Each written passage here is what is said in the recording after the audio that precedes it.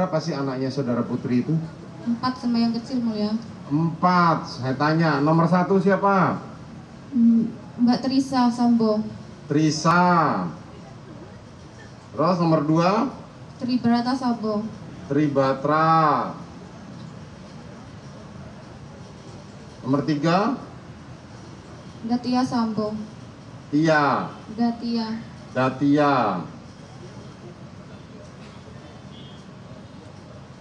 Terus yang keempat?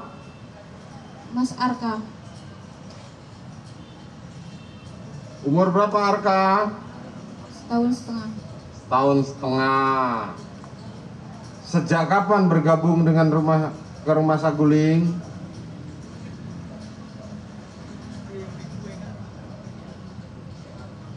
Sejak bulan Juli. Om Kuat.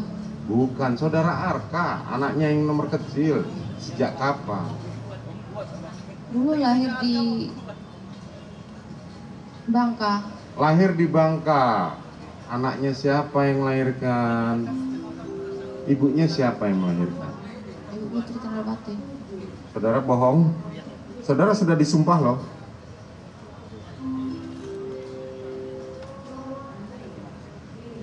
Saudara jangan bohong.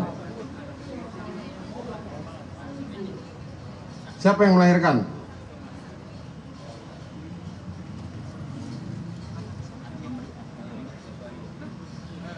Banyak bohongnya saudara di sini.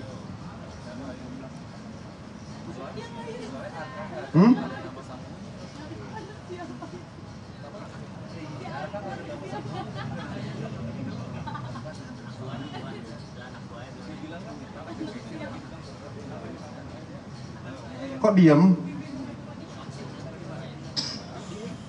Ibu Putri.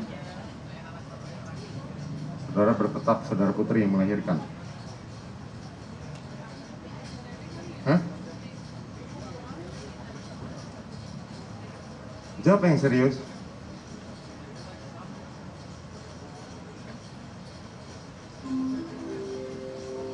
Siapa yang melahirkan Arka?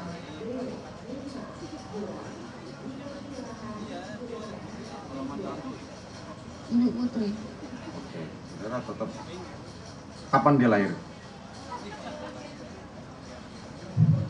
Bulan 3 2001. Tanggal 23. Di mana? Saya tidak tahu. Saudara tahu tanggal lahirnya. Tapi saudara tidak tahu dilahirkan di mana. Hah?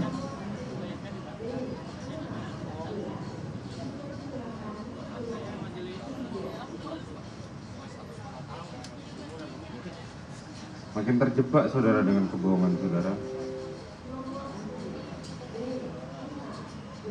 Tadi saudara menyebutkan ART-nya itu. Siapa pengasuhnya? Sekarang belum ada pengasuhnya. Pada waktu bulan Juli kemarin siapa pengasuhnya? Suster. Iya, siapa namanya? Tidak tahu. Ya enggak? Betul tidak? Tahu nggak suster? Suster pengasuh. Iya, namanya siapa? Alif. Alif. Saudara nampak bohong. Dari tadi saya tanya siapa saja yang tinggal di situ, nggak disebut nama Alif. Baru sekarang saudara sebut. Kan udah keluar. Sejak kapan Alif keluar?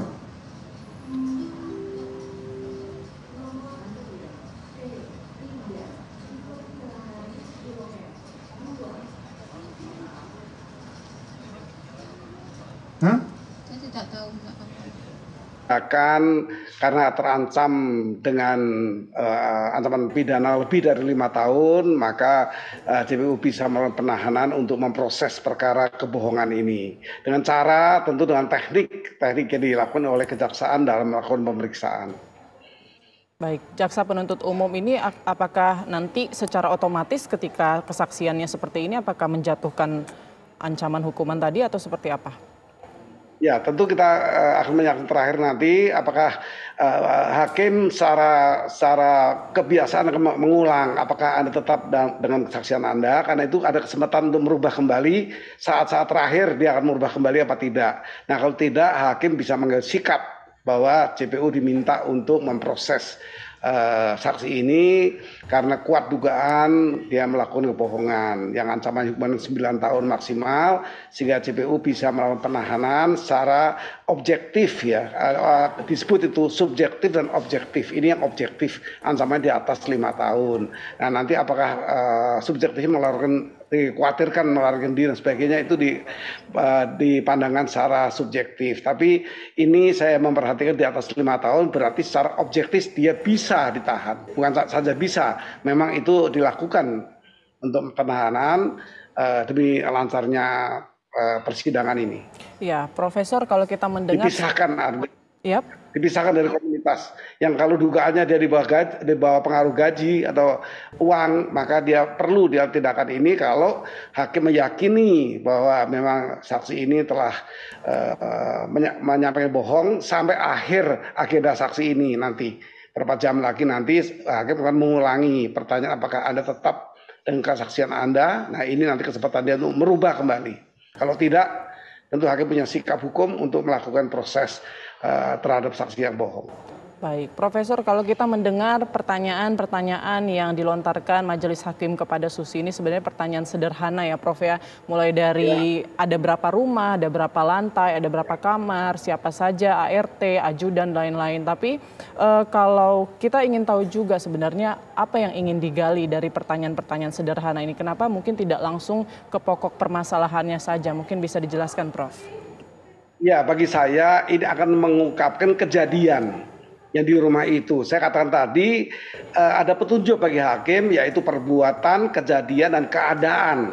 Nah, 3 hal inilah yang akan diambil sisi dari kejadian. Karena yang bersangkutan tinggal di sana sekian lama, punya tugas utamanya masak dan mengatur rumah tangga. Tentu orang yang paling tahu keadaan itu, terutama keadaan kejadian mengenai pembunuhan berencana itu, dan nanti beberapa saat sebelumnya dan setelahnya yang sampai sekarang masih tinggal di sana, itu bagian dari apa yang disebut sebagai keadaan, kejadian, dan perbuatan. Itu senjata hakim untuk memiliki petunjuk yang sah sebagai alat bukti hukum yang sah.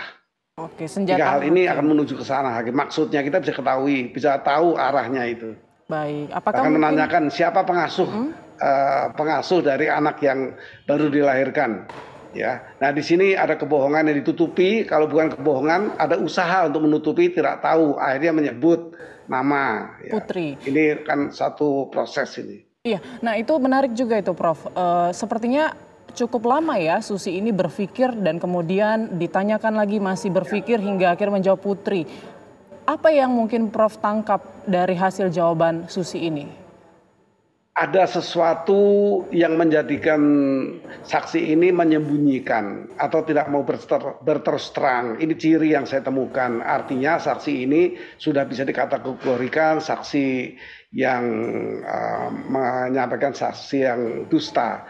Dan kalau ini menimbulkan kerugian, ini juga bisa masuk kepada obstruction of justice. Jadi menghalang-halangi, kalau nanti terungkap betul tujuannya adalah untuk menghalang-halangi hakim memperhatikan keadaan, perbuatan, itu maka dia bisa menjadi obstruction of justice. Menghalang-halangi, mungkin pengaruhnya siapa? Nah, siapa juga bertanggung jawab juga itu yang meminta dia untuk tidak menjawab dengan jujur.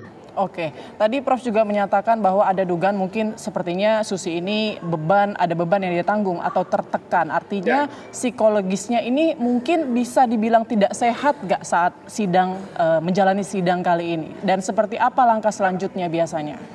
Ya, sangat tidak wajar bagi saya. Tadi langkah hukumnya ya apakah hakim akan memerintah JPU untuk melakukan tindakan hukum ya dengan penahanan dan proses pemeriksaan, kemudian apakah layak dijatuhin hukuman berapa tahun, yang maksimalnya adalah 9 tahun kalau menimbul kerugian bagi pihak lain. Nah, itu nanti akan menjadi satu perkara baru yang ditemukan dalam persidangan ini. Dan masih banyak perkara baru lainnya nanti. Apakah ada orang yang menskenario-kan perbuatan yang tidak benar sehingga publik juga menjadikan kebohongan di publik, itu nanti akan terjerat semua itu. Kalau advokat mungkin dilindungi karena secara pidana memperdata di pasal 19 Undang-Undang Advokat itu memang dilindungi, tetapi contempt of court atau dianggap penghinaan kepada pengadilan juga merupakan ancaman bagi advokat yang ikut menyiarkan hal yang tidak benar. Baik, Prof, kalau misalnya seandainya memang ada tekanan yang diterima oleh Susi, ada beban yang dia tanggung saat ini, apakah biasanya ada toleransi begitu terhadap saksi seperti Susi ini? Kalau ini berakibat mempengaruhi saksi lain atau ini jelas dilakukan karena pengaruh sesuatu, pemberian uang atau tekanan dari pihak yang lain ya, mungkin tersangka misalnya yang berpotensi sangat kuat karena tinggal di rumahnya, maka ini tentu ada proses hukum yang saya katakan tadi, ancamannya sampai dengan 9 tahun, maka ini bukan pidana ringan. Jadi kalau diperintahkan JPU untuk melakukan tindakan lebih lanjut ya tentu terhadap perbuatan ini, dan JPU akan melakukan proses terhadap pelanggaran kepada keterangan palsu tadi. Baik. Tanggal 3 katanya saudara Putri di rumah. Tanggal 4 antar anak sekolah. Siap. Terus tanggal 5 Di rumah. di rumah. Selama saudara tinggal di Saguling bersama saudara Putri, apakah saudara Putri sering sakit?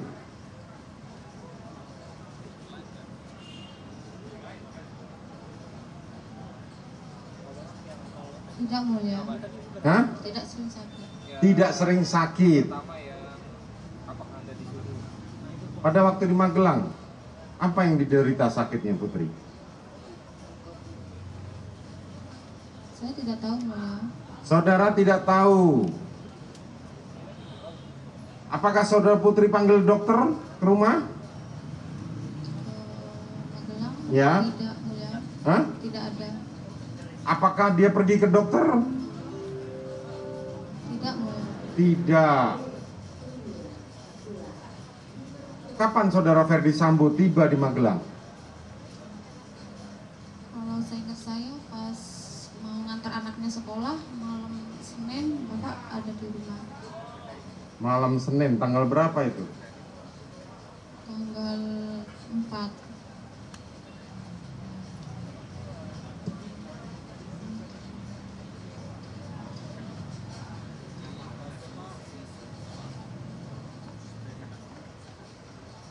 Tanggal 4 Juli. Siap, Mulia. Saudara Ferdi Sambo sempat menginap. Sempat nginap. Berapa lama? Selamanya tidak tahu, tapi ada nginep tanggal 4 sama tanggal 6, tanggal 7 kalau nggak salah. Pas hari ulang tahun pernikahan ibu sama bapak ada di sana. Tanggal berapa hari pernikahannya? Malam tanggal 7. Malam tanggal 7. Malam tanggal 6. Malam tanggal 6 saudara Ferdi Sambo ada di sana 6 malam ya kan? Siap. Dari tanggal 4 dia tinggal di Magelang. Siap, Mulia. 4 perasaan tanggal 6. Jadi 2 hari dia tinggal di sana. Karena tanggal 7 saudara Ferdi Sambo udah pulang ke Jakarta. Siap, Mulia. Hah? Tanggal 7 pulang pagi. Setahu saya Bapak pulang pagi, tapi jamnya saya tidak pasti. Tidak pasti. Selama tinggal di sana, pernah saudara mendengar keributan antara Ferdi Sambo dengan saudara Putri? Tidak ada, Mulia. Tidak ada. Siap, Mulia.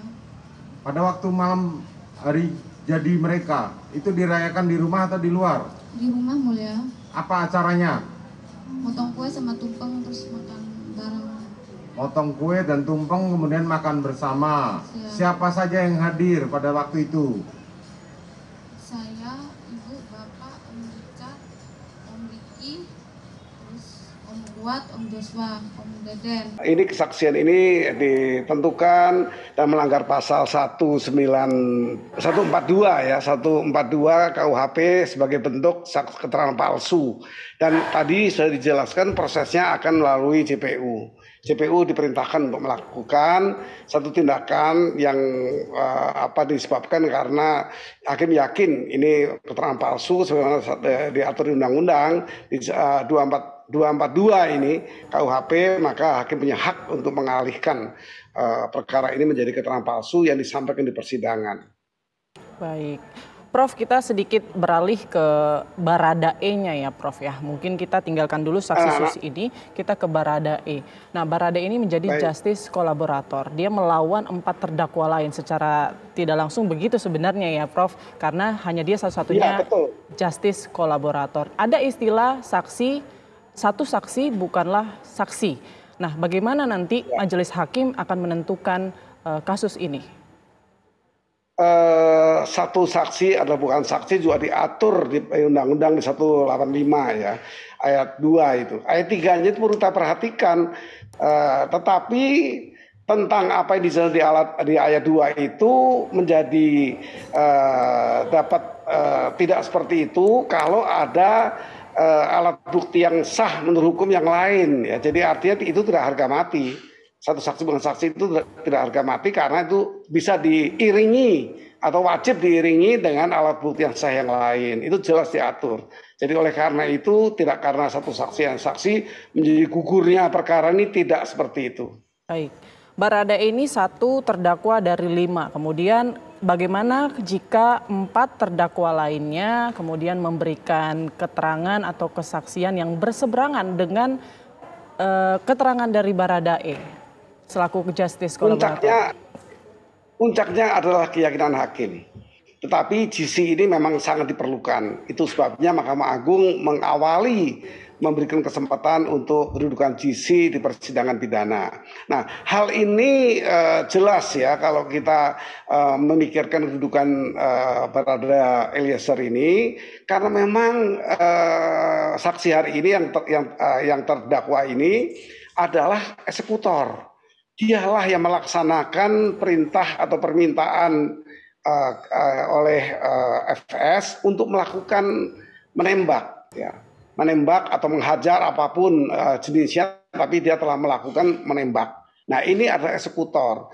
Tidak terjadi pembunuhan, tidak terjadi peristiwa ini kalau Baradae menolak, seperti halnya tersangka RR ya, yang menolak untuk menjadi diperintah untuk menembak. Jadi memang keadaan ini Baradae harus dengan cermat, dengan kesadaran penuh untuk menceritakan yang sebenarnya sehingga dia bisa diampuni sebagai GC. Tapi pemaaf, pembenar saya tidak menemukan ini bahwa dia dengan sadar menembak, willen and weapon, ketentuan pidana itu telah terpenuhi. Dia punya pemahaman bahwa ini ancaman hukumannya ada. Seorang anggota Polri telah dibekali dengan pengetahuan sebagai bawahan haruslah tidak menolak perintah yang berkaitan dengan norma-norma hukum, norma agama, dan norma perilaku. Ada 3 norma yang dilarang dilakukan, itu wajib menolak. Ini ada di perkap ya, ada di peraturan Kapolri dan itu dipahami semua anggota Polri tentunya, dan itu juga peraturan Polri ini ada peraturan yang mengikat publik, bukan hanya kepada anggota TNI. Karena perkap peraturan Kapolri itu peraturan yang peraturan itu rehling, bentuknya aturan, bukan beseking, bukan perintah kepada anggota di dalam, tapi ini peraturan yang juga mengikat publik untuk tahu ini kesalahan karena dia tidak boleh melakukan perintah yang melanggar tadi hal-hal berkaitan norma-norma hukum, norma-norma agama, dan norma perilaku. Ya, kita juga kan sempat mendengar kesusilaan, maksudnya perilaku itu kesusilaan, norma kesusilaan. Ya, aturan itu kan sudah tertulis di Undang-Undang Administrasi Polri. Tapi kita juga pernah mendengar bahwa kuasa hukum dari Baradae pembelaannya terkait Baradae ini baru 6 bulan menjadi polisi, ketidaktahuannya soal relasi kuasa dan lain sebagainya. Itu apakah bisa dimaklumi sama majelis hakim jika nanti kuasa hukum memberikan pembelaan seperti itu? Saya pikir tidak berlaku hanya Polri. Setiap orang dia anggap tahu undang-undang yang melarang orang melakukan. Itu disebut sebagai norma hukum. Itu di zaman Belanda pakai kemongan itu ketika undang-undang diberlakukan, mong ini aturan baru dari pemerintahan Belanda ketika itu. Tetapi sudah dibaruin semua pemahaman itu menjadi dia anggap tahu. Artinya apalagi dia dididik cukup lama, dilantik sebagai anggota Polri, tentu tahu perintah mana yang tidak melanggar norma hukum, norma kesusilaan, norma agama, itu jelas dibekali setiap orang, bahkan sebelum menjadi anggota Polri pun dia sudah sadar itu melanggar norma hukum ya akan dihukum. Baik, artinya pembelaan seperti itu tidak diterima majelis hakim ya seharusnya ya Prof Gayus ya? Hakim akan menilai itu. Bagi saya ya tentunya undang-undang ini saya katakan ini bukan perkap berlaku untuk internal Polri, kan ini peraturan bukan perintah. Kalau perintah Kapolri itu disebut sebagai basiking dalam ilmu hukum. Tapi ini peraturan, artinya rehel, aturan. Itu mengikut publik. Jadi diatur di Undang-Undang Nomor 12 Tahun 2011 bahwa ini masuk di undang-undang untuk umum juga. Kalau undang-undang tidak cukup mengatur atau bahkan tidak mengatur, maka peraturan-peraturan presiden dan lembaga-lembaga lain itu menjadi undang-undang. Baik. Sama ini Prof, kemarin pada pekan lalu kesaksian dari keluarga khususnya dari pengacara Brigadir Joshua yaitu Kamarudin yang menyatakan ada isu ataupun hal baru yang diungkap yaitu PC ikut melakukan penembakan. Itu salah satu yang disampaikan keterangan dari Kamarudin. Kemudian hakim setelah Kamarudin selesai memberikan kesaksiannya, hakim bertanya kepada Baradae, apakah benar kesaksian yang diberikan oleh para saksi? Kemudian Baradae menjawab benar semua. Bisakah kita menafsirkan bahwa benar semua ini untuk semua poin-poin yang disampaikan atau seperti apa? Yang dimaksud dengan benarnya ini sepertinya masih belum, agak sulit kita menafsirkannya. Ya karena pertanyaannya tidak tunggal, tapi jamak. Tentunya dari jamak ini nanti akan difokuskan secara khusus pada hari ini, yaitu agenda pemeriksaan pada Baradae. Nah, hal yang sangat bisa meringankan hukuman dari Baradae dalam pandangan saya, tentunya kedudukan GC ini, Justice Collaborator ini mendapatkan porsi yang tinggi ini, sehingga mengungkapkan semua peristiwa, siapa saja ada pada perkara ini akan terungkap melalui GC ini. Nah, oleh karena itu bagi saya ini kesempatan yang baik buat GC, tidak hanya minta ampun kepada korban, tapi kepada negara juga akan terungkap hal-hal yang patut untuk diketahui dan dipertimbangkan oleh hakim. Maka kesempatan hari ini, nah inilah bagi Baradae Eliezer untuk berkedudukan sebagai GC, mengungkapkan yang sesungguhnya dengan tidak mengurangi sedikit pun, maka ini akan mendapat pengurangan yang baik dari hakim. Baik, posisi dari Baradae sendiri satu-satunya GC dari 5 terdakwa menurut Profesor Gayus, beratkah dia untuk membuktikan ini semua mengingat melawan 4 terdakwa lain yang mungkin suaranya bisa sama? Bagi saya Baradae ini satu sosok yang sebenarnya diharapkan satu-satunya jalan keluar untuk hukum bisa memaklumi dengan pemotongan. Ya, tapi kalau pembenar maupun pemaaf, saya berpikir tidak, karena yang bersangkutan ini eksekutor. Tanpa yang bersangkutan tidak terjadi pembunuhan, berencana maupun tidak.